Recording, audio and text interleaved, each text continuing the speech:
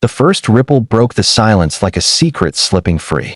Sunlight spilled across the private pool in sharp diamonds, and the water shimmered as if it were holding its breath.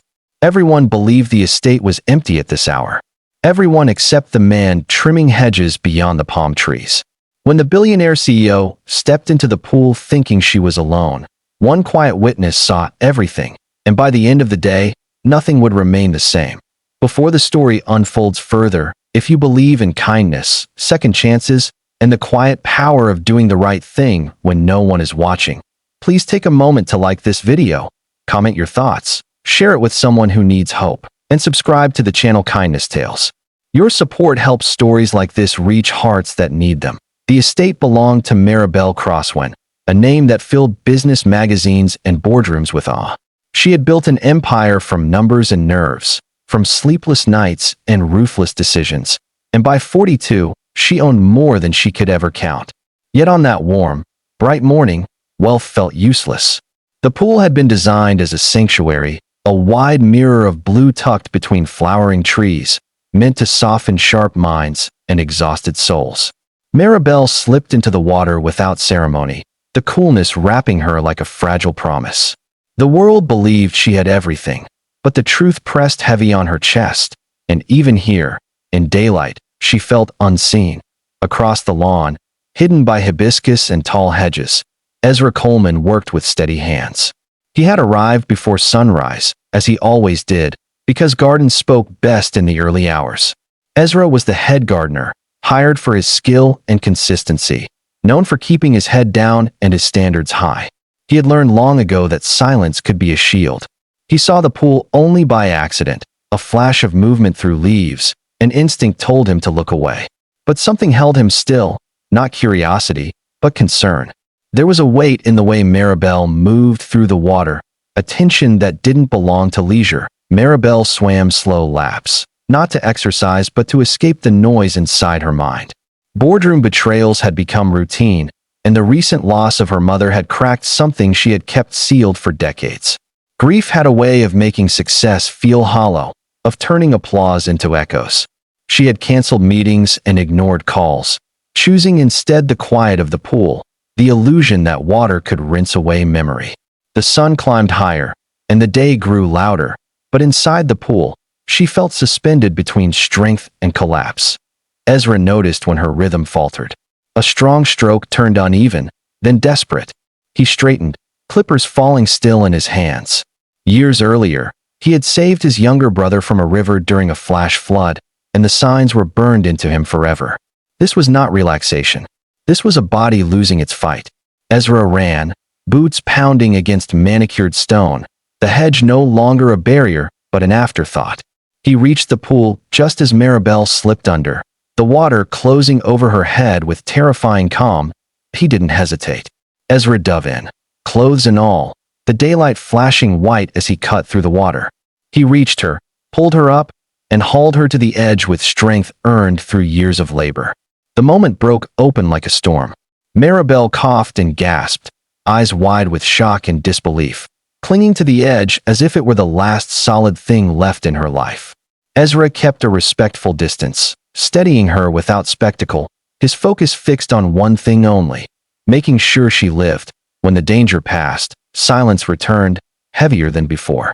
Maribel sat trembling, the water dripping from her hair, the empire she commanded suddenly irrelevant. Ezra stood nearby, soaked and uncomfortable, unsure if he should leave or stay. In that space, something shifted. She saw him not as staff or background, but as a human being who had acted without expectation. He had not asked her name. He had not waited for permission. He had simply seen another life in danger and moved. The estate buzzed soon after, security rushing in, assistants whispering, chaos blooming where stillness had been. Ezra expected reprimand, maybe worse. Instead, Maribel ordered the noise away. She needed quiet, and she needed it now. As the sun stood high, she wrapped herself in a towel and sat beneath the shade, watching Ezra gather his tools.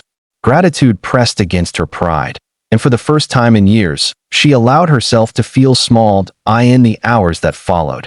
Maribel insisted on learning about the man who had saved her. Ezra's life was not dramatic in the way headlines liked, but it was full of weight. He had grown up caring for family, working through setbacks that never made the news. He loved the garden because it responded honestly. Effort led to growth, neglect to decay. Listening to him, Maribel felt something loosen inside her.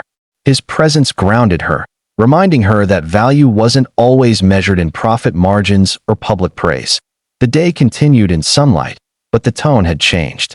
Maribel walked the grounds with Ezra, seeing her estate not as a fortress, but as a living space shaped by unseen hands. She noticed the details for the first time, the way he arranged flowers to bloom in sequence, the care taken with each tree. It struck her how many lives sustained her comfort without recognition. The realization stung, but it also awakened something long dormant. By afternoon, Maribel made a decision that surprised everyone, including herself. She halted a series of layoffs planned for the following week, choosing instead to review them personally. She asked for programs that invested in workers, not just returns.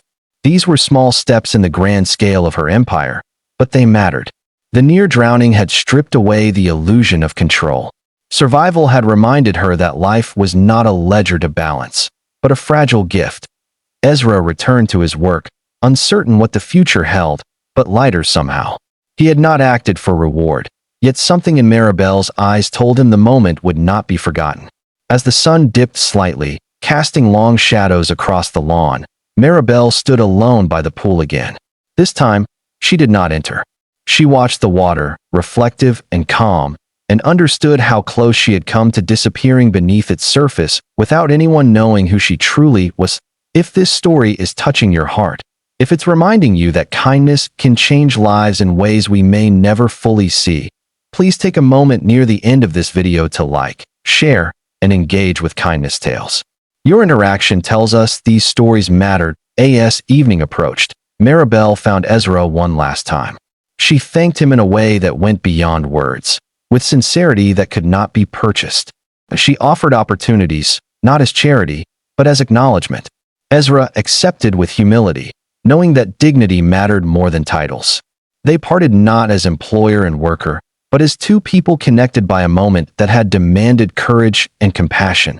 Just before the story ends, we have a special request for you. Please comment below what this story made you feel, or share a moment when kindness changed your life. Your words might inspire someone else who needs hope today. The pool reflected the fading daylight, no longer a place of escape, but a reminder. Maribel returned to her work changed, carrying the memory of being saved not by power or wealth, but by a man who saw her humanity before her status. Ezra continued tending the garden, knowing that sometimes the most important seeds we plant are invisible. And in that shared daylight, both lives moved forward, altered by a single act of selfless courage, proving that even in the quiet corners of the world, kindness can ripple outward and stun us all.